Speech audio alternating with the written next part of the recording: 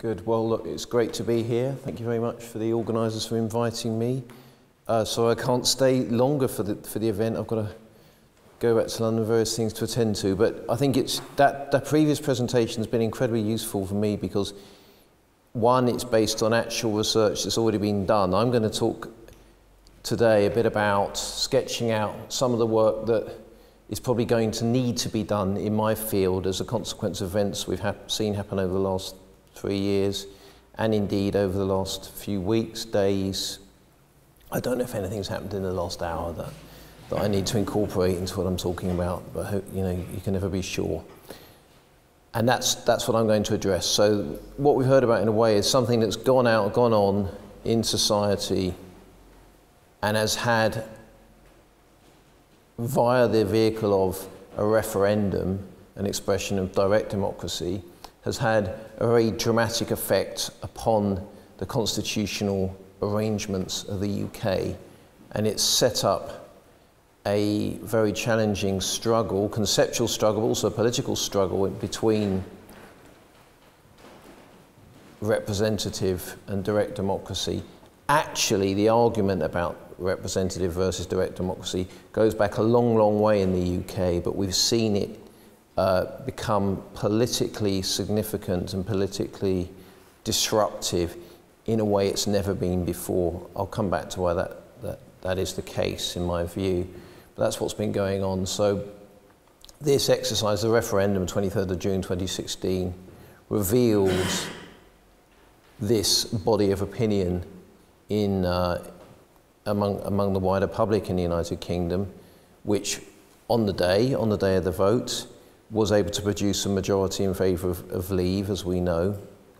We can have discussions, and I thought it was really interesting to see the things about sample and the fact that, you know, the franchise, as we know, for the referendum was similar to that used in the general election, not identical, because it also allowed members of the House of Lords to vote in the referendum, who aren't actually allowed to vote in parliamentary elections. But beyond that, it was, I mean, we're not talking about a large number of people there, but it's an important difference of principle. But beyond that, people aged under 18 and European Union citizens who weren't from the UK weren't able to vote. Anyway, it produced a majority in favour of leave, and these constitutional disruptions have followed. And what I'm going to talk about today is the extent to which the events that have followed have, in many ways, called into question a lot of what we assumed to be the case about the United Kingdom constitutions, a lot of the fundamental principles on it. If they haven't been destroyed, I think that's going too far, but certainly they've been called into question. Either do they apply, and if so, the way in which they apply in practice. What are the rules? How do they actually operate? And who decides? And how do you settle disagreements about the rules?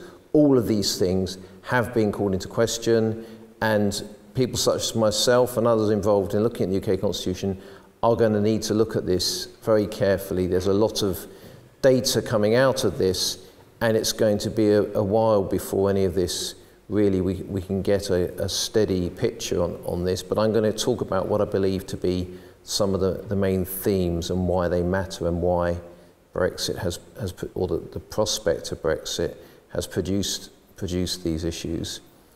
I'm going to, for the purposes, for illustrative purposes, I'm going to refer to the document I've called up here, which is called the Cabinet Manual. Some of you may be aware of it. As I'm sure I don't need to tell any of you, in the UK we do not have what's called a written constitution. Even that term itself is controversial, because if you say we haven't got a written constitution, some people will then say, well, bits of it are written down, and that is true, but we don't have a single text expressly labelled the Constitution, which has some kind of special legal status, which is subject to amendment procedures, and which is subject to full judicial enforcement, even to the point of striking down primary legislation that doesn't agree with the Constitution.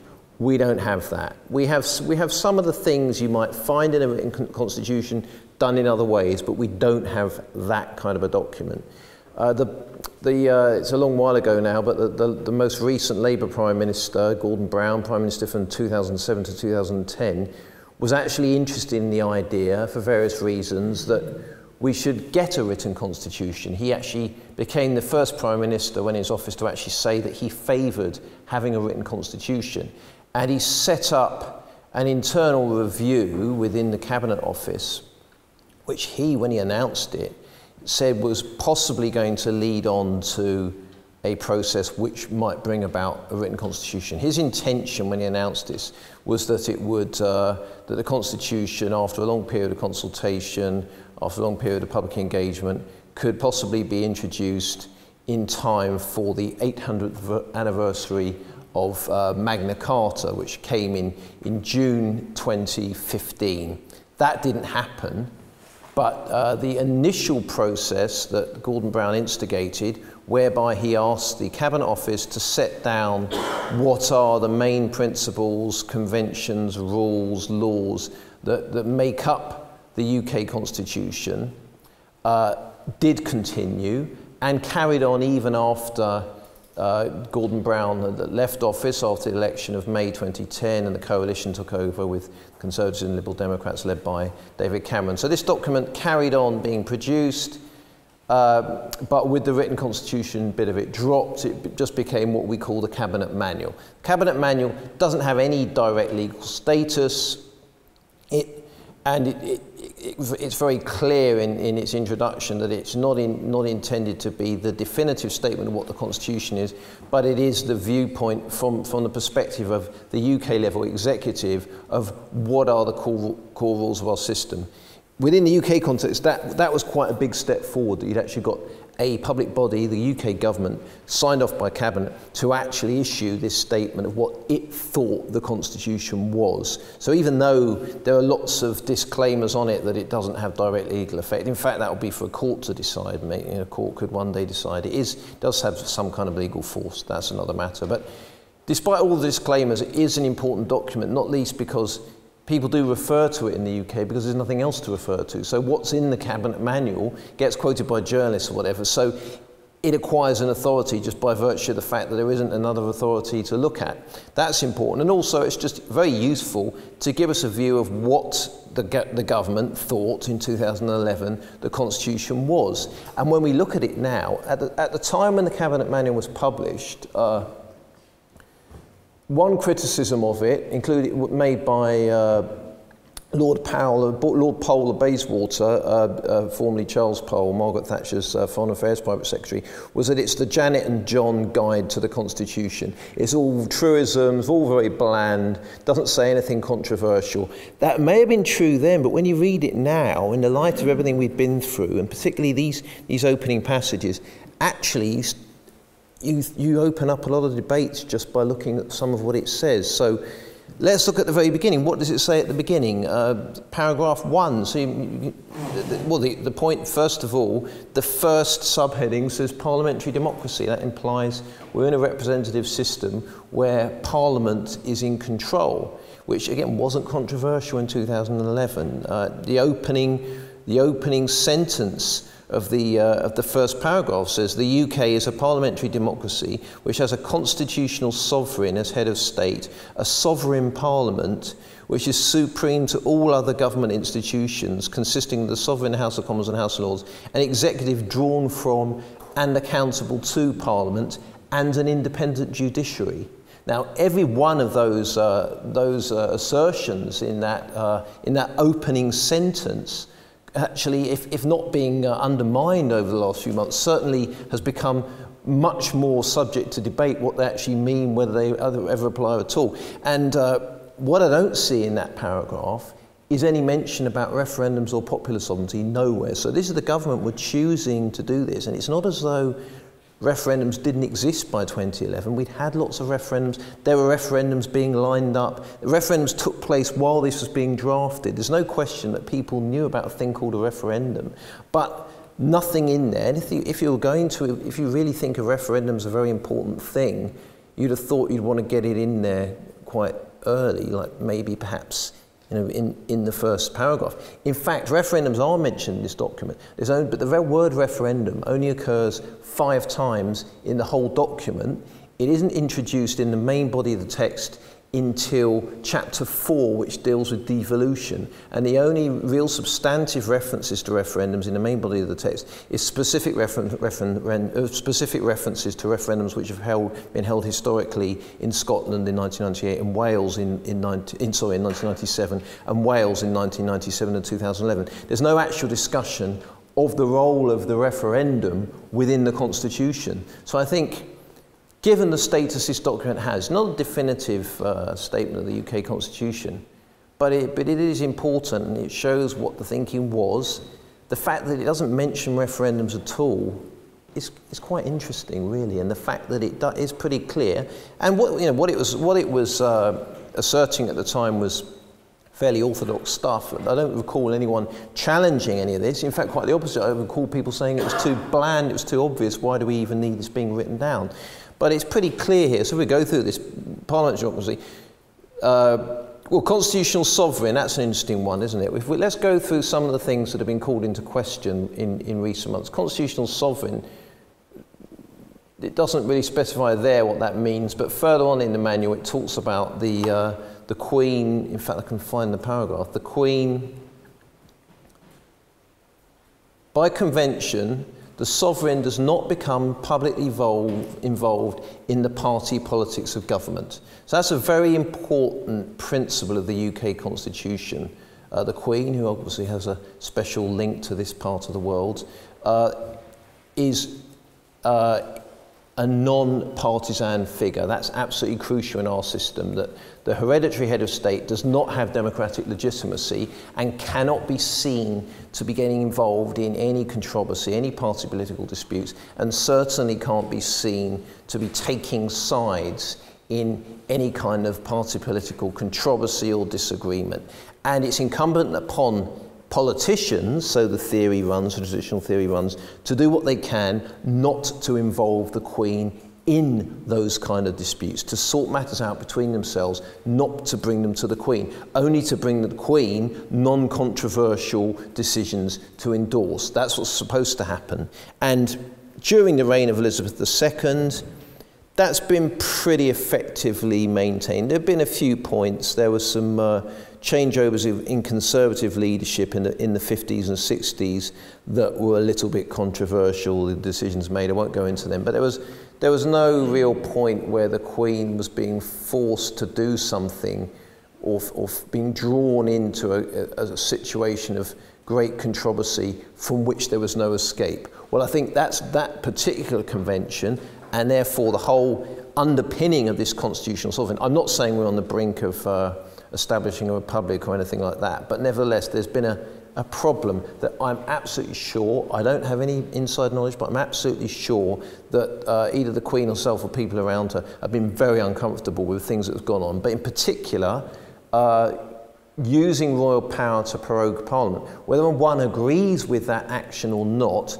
it's unquestionable that it means that the royal power has been deployed in a way which is controversial. Normally, the royal powers are being deployed on a regular basis. For instance, hiring and firing of ministers, other things like the Charter of Incorporation of the British Broadcasting Corporation. There are lots of uses made of royal power in the present day, but the point is, they're used in ways which, whether or not you agree with the particular policy, people and prominent public figures aren't going to say this is actually being deployed in an unconstitutional way. Royal power is being used in a way which is actually democratically inappropriate. That clearly has happened. Now, people aren't blaming the Queen directly, nevertheless the actual power itself has been used in a way which is controversial. And that's a problem in the UK system of government because of the nature of the head of state role. So that's something which has come up,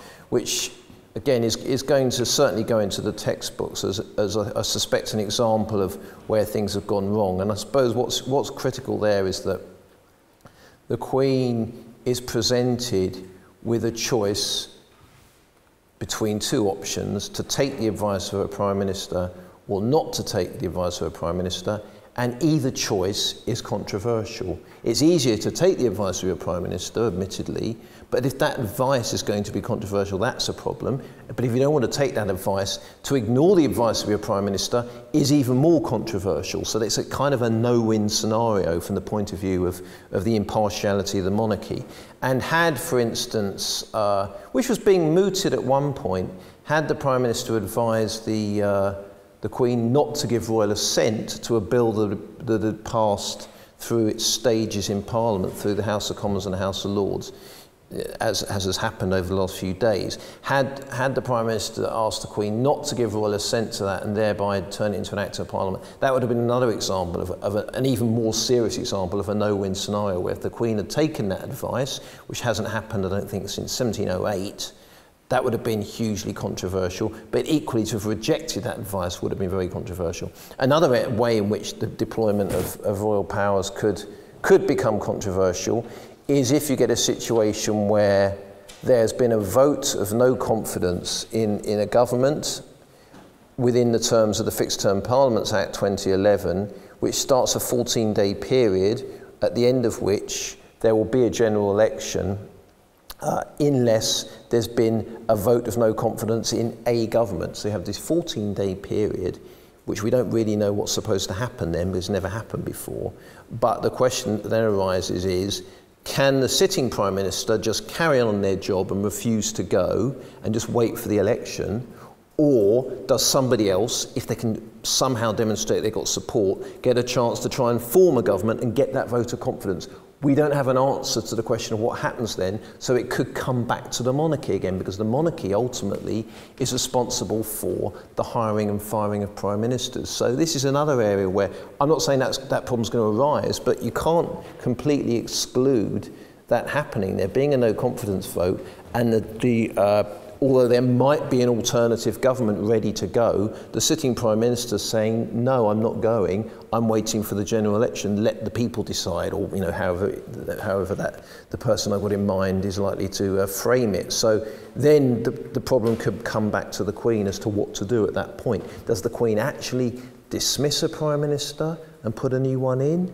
Very, very difficult. Or does the Queen allow the sitting Prime Minister to run the clock down and just stay in the post? Very difficult position. So that, again, that might not happen, but these theoretical discussions have become a bit more real in the context of Brexit. We now know that these things can happen, and one of them has already actually happened. A royal power has been deployed in a highly controversial way. So it's actually happened. It's not speculation any longer. And it's happened because of the political scenario that's been set up by this exercise in indirect democracy. Whatever one feels about it, that's how we got there, the divisive impact of that referendum. So that's one thing that's interesting to look at.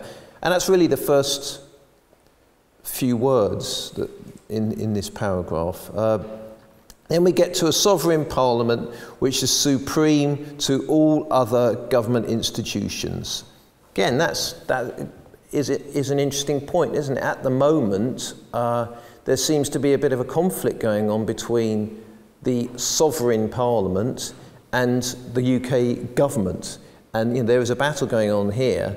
And I suppose the reason for that is that the UK government doesn't at all have a majority in the House of Commons, the primary chamber in the Parliament, yet it's still carrying on functioning as a government. That's a very unusual position. We don't have a separation of powers model in the UK where the government has to kind of negotiate things through Parliament. We have a system whereby the government normally has an inbuilt absolute majority in the House of Commons and therefore can get its business through. That's the way we operate in the UK. That's what we're used to. That's the way it's certainly gone on nearly every occasion since the Second World War, that you have a single party with an absolute majority in the House of Commons. Haven't really got that any longer. The fact that we haven't got that has got something to do with Brexit. And I suppose that the main reason that Theresa May called a general election in June 2017 really was she hoped it would help her to deal with Brexit a bit better if she expanded her majority, and it backfired. So we can see this problem is certainly is certainly emerging. It's a real challenge to the UK system of government. So really to kind of draw towards, the list goes on and on. There are very many things which have been called into question, but I think those are two absolutely critical ones that have come up, which we don't normally expect there to be problems with in the UK. So what's really happened here? I think what we've seen is the infrastructure of the Constitution, the things which aren't necessarily named as core parts of the Constitution, but actually enable it to work, have been severely divided. So this cleavage which seems to have opened up in public opinion, and that's why it's really interesting to hear all the stuff you've done, because there's obviously lots more to be said about that. But the referendum seems to have revealed certain divisions in public opinion which cut across party lines and suggested that the party system up to a point was masking. The Conservatives had more, and the two main parties in the UK, because of our electoral system, are the thing to focus on, really. And the Conservatives had more Leave voters than Remain voters, but they had a significant portion of Remain voters. And equally, Labour Party had more Remain voters than Leave voters amongst their supporters, but they had a significant proportion of Leave voters. And because of the nature of our electoral system, where those Leave voters were was magnified even further in importance, because they were concentrated in Labour seats that Labour was worried it might lose if it becomes an all-out Remain party. So that's put an immense pressure on the party system, which has fed its way through into the Constitution. It means that government hasn't been able to function properly because it's so divided, and it means that relationship between government and between Parliament has started to malfunction. All of that has caused an enormous amount of disruption in our constitutional system. Is one of the reasons why we're finding it so difficult to even formulate a way forward for Brexit. And certainly it's going to be creating a lot of work for people such as myself in the years to come. Thank you.